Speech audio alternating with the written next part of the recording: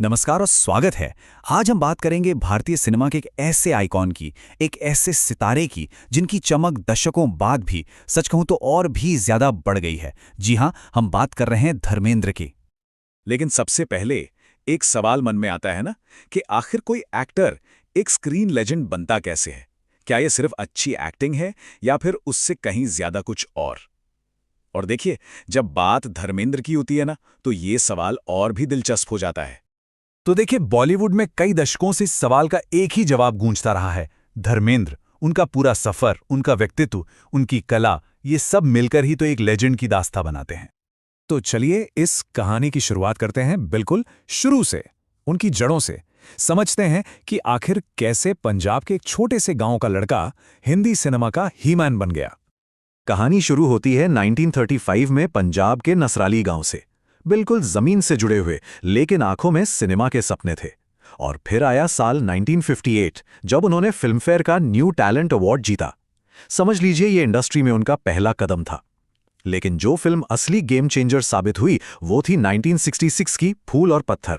बस इस एक फिल्म ने उनकी किस्मत ही पलट दी, रातों रात स्टार बना दिया, और बॉलीवुड को मिल गया उसका अपना नया एक्शन हीरो। और फूल और पत्थर की कामयाबी के बाद धर्मेंद्र ने कभी पीछे मुड़कर नहीं देखा। उनका नाम बस कामयाबी का दूसरा नाम बन गया। तो चलिए उनके सुपरस्टारडम के उस दौर पर एक नज़र डालते हैं कि कैसे उन्होंने बॉक्स ऑफिस पर अपना दबदबा बनाया।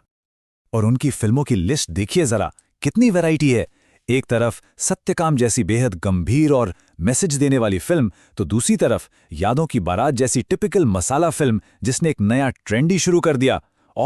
और शोले के वीरू को तो भला कौन भूल सकता है। उस एक किरदार ने तो उन्हें हमेशा के लिए सुपरस्टार बना दिया। मतलब ये सिर्फ हिट फिल्में नहीं थीं, इन्होंने तो हिंदी सिनेमा पर एक बहुत गहरी छाप छोड़ी। अब धर्मेंद्र की सबसे बड़ी खासियत क्या थी पता है? उनकी वर्सेटैलिटी। मतलब एक ही समय में वो एक दमदार एक्शन हीरो भी थे और दूसरी तरफ पेट पकड़कर हंसाने वाले कॉमेडी जीनियस भी। तो देखिए, एक तरफ वो एक्शन हीरो थे जिन्होंने पर्दे पर हीरोइज्म को एक नया मतलब दिया। उनका एक्शन ना बनावटी नहीं लगता था, एकदम असली, जमीन से जुड़ा हुआ।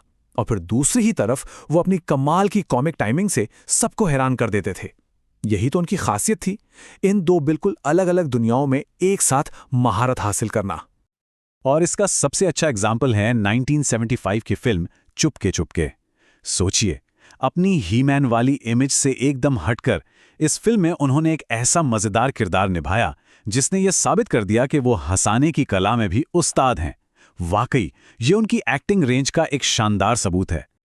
लेकिन धर्मेंद्र की दुनिया सिर्फ फिल्मों तक ही सिमटी हुई नहीं थी।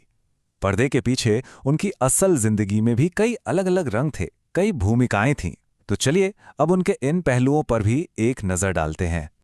असल जिंदगी में उन्होंने कई भूमिकाएं निभाईं। वो एक पूरे फैमिली मैन हैं। इसके बाद उन्होंने राजनीति में भी कदम रखा और बीकानेर से संसद के सदस्य भी बने। सिर्फ इतना ही नहीं, उन्होंने विजेता फिल्म्स बनाकर नए टैलेंट को बढ़ावा भी दिया। और एक और दिलचस्प बात, बहुत कम लोग जानते हैं कि इस एक्शन स्टार के दिल में एक कवि भी बसता है जिन्हें साहित्य से बहुत गहरा लगाव है। इसके अलावा भी उनकी जिंदगी में कई और पहलू हैं, जैसे कि प्रकृति और खेती से उनका गहरा प्यार। वो आज भी अपनी फिटनेस को लेकर कितने सीरियस हैं, ये तो सब जानते हैं। और हाँ, उन्हें विंटेज कारें इकट्ठा करने का भी बड़ा शौक है। ये छोटी छोटी बातें उनके व्यक्तित्व को और भी ज्यादा दिलचस्प बना देती हैं। तो अब सवाल ये उठता है कि इतने दशक बीत जाने के बाद भी धर्मेंद्र और देओल परिवार का असर इतना गहरा क्यों है? आखिर क्या वजह है कि उनकी विरासत आज भी इतनी मायने रखती है? इसका राज छिपा है उनके करिश्मे, उनकी एक्टिंग और उनके जमीन से जुड़े व्यक्तित्व के मेल में। यही वो खासियत है जो उन्हें हर उम्र, हर पीढ़ी के लोगों से जोड़ती है। एक ऐसा कनेक्शन है जो लोग उनसे महसूस कर पाते हैं।